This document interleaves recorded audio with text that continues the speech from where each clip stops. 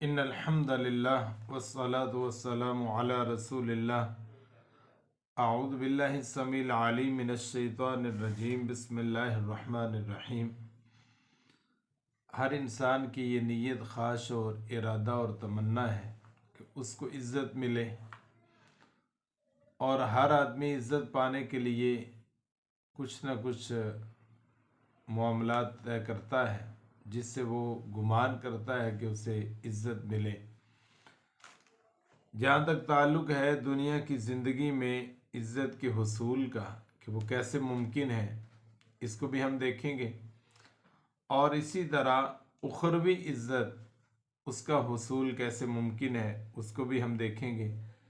آج کی ہماری گفتگو ہے کہ دنیا کی زندگی میں، دنیاوی زندگی میں ہم کیسے عزت کو حاصل کر سکتے ہیں، ان کے لیے کون سا اصول ہمیں اپنانا چاہیے اور کون سی شرائط ہیں، اور وہ عزت کہاں سے ملے گی، اس کے حوالے سے آج کی ہماری گفتگو ہے۔ یہ بات تو برحق ہے، اس میں کوئی شک والی بات نہیں ہے کہ تمام عزتوں کا منبع سر چشمہ وہ اللہ تعالیٰ کی ذات گرامی ہے۔ تو جب ساری عزت اللہ کے لیے ہے تو سب سے پہلا کام یہ ہے دنیا کی زندگی میں عزت حاصل کرنے کے لیے کہ ہمارا اللہ کے ساتھ تعلق مضبوط ہو۔ اللہ کے ساتھ ہمارا تعلق مضبوط ہوگا تو پھر دنیا کی زندگی میں بھی عزت ہمیں نصیب ہوگی۔ اور جو شخص عزت چاہتا ہے اسے چاہیے کہ وہ اللہ تعالیٰ کا مطیع اور فرمانبردار بن کے زندگی گزارے اور اللہ کے ساتھ اپنے تعلق کو مضبوط کرے۔ خود اللہ تعالیٰ فرماتے ہیں، من کان یرید العزت فللہ العزت جمیعا، جو عزت کا ارادہ رکھتا ہے کہ اس کی عزت بڑھے، عزت کو بڑھانا چاہتا ہے، عزت کو پانا چاہتا ہے، فرمایا فللہ العزت جمیعا، ساری کی ساری عزت اللہ تعالیٰ کے لیے۔ اللہ مالک ہے، اللہ عزتوں کا اختیار رکھنے والا ہے، اور ساری کی ساری عزتوں کا مالک اللہ رب العالمین کی ذات ہے۔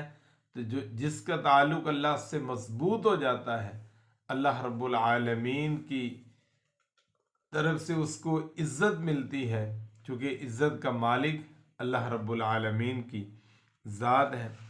دوسرا کام، انسان کا ایمان کامل ہو، یہ دوسرا ذریعہ ہے عزت کو پانے کے لیے۔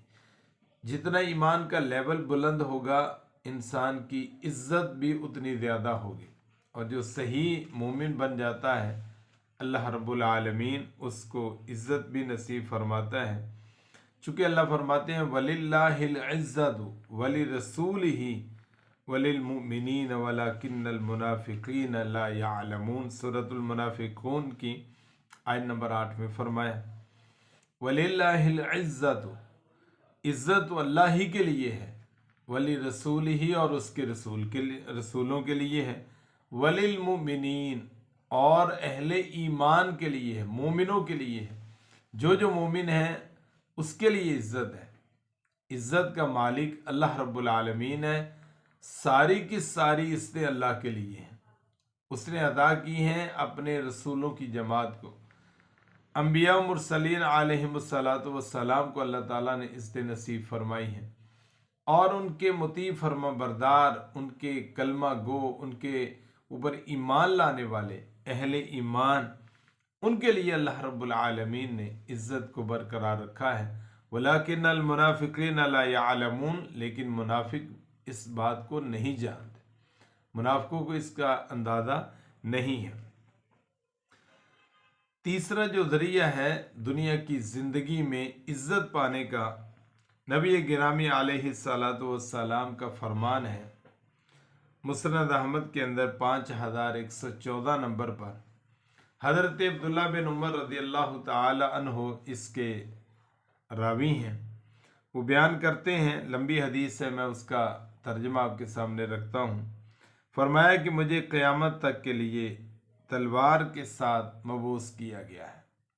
یعنی جہاد کے ساتھ تلوار کے ساتھ مبعوث کیا گیا ہے، یہاں تک کہ اللہ کی عبادت کی جائے، یعنی جب تک اللہ تعالیٰ کی عبادت نہ کی جائے تب تک مجھے تلوار کا حکم دیا گیا ہے۔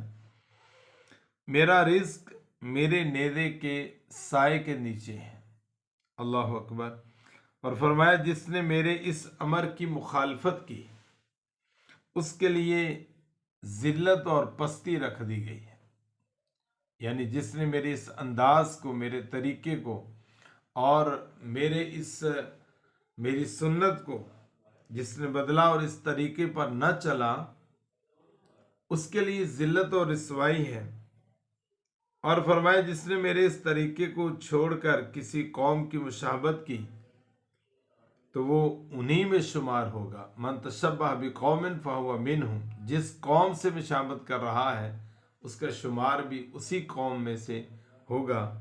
اس حدیث سے یہ پتہ چلتا ہے کہ اگر ذلت اور پستی سے ہم بچنا چاہتے ہیں تو الہی کلمت اللہ کے لیے جہاد کا علم اٹھائیں، الہی کلمت اللہ کے لیے آواز اٹھائیں، اللہ کے دین کو سیکھیں، سمجھیں اور سمجھائیں اور لوگوں تک پہنچائیں اور اس کی عمل داری کے لیے میدان عمل میں آئیں۔